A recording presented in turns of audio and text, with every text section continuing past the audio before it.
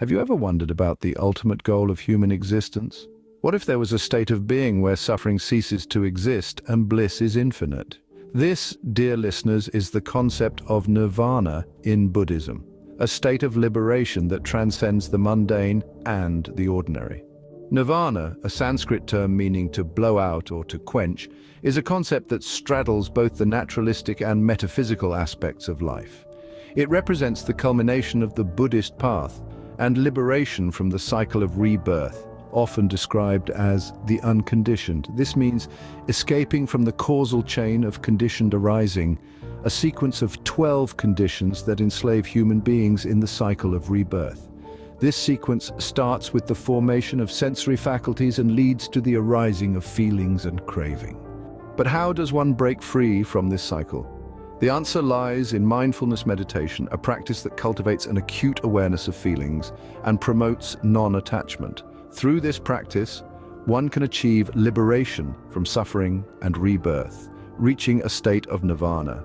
However, nirvana is not a one-size-fits-all concept. There are two kinds of nirvana. One that can be experienced in the present life, a psychological and ethical reality that enlightened individuals can attain, and one that applies after death. The nature of final nirvana after death is not clearly defined, but it is not annihilation or eternal existence of a personal soul. While it is easy to get caught up in speculation about nirvana, the Buddha discouraged this, emphasizing instead the need to strive for its attainment.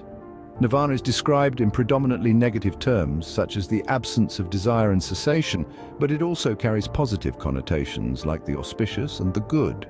In essence, nirvana is a state where the triple fire of greed, hatred, and delusion is quenched.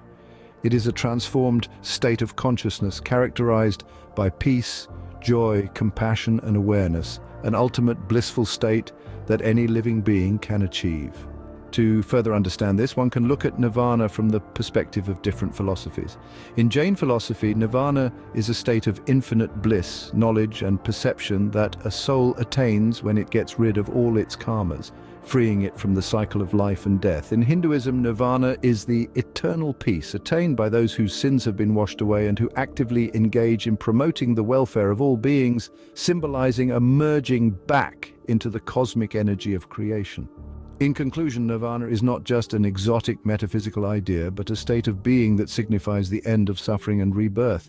It is a transcendent reality that is difficult to interpret, but promises an end to suffering and the ultimate liberation from the cycle of life and death. It is an infinite bliss, a state of complete peace, and an ultimate goal worth striving for.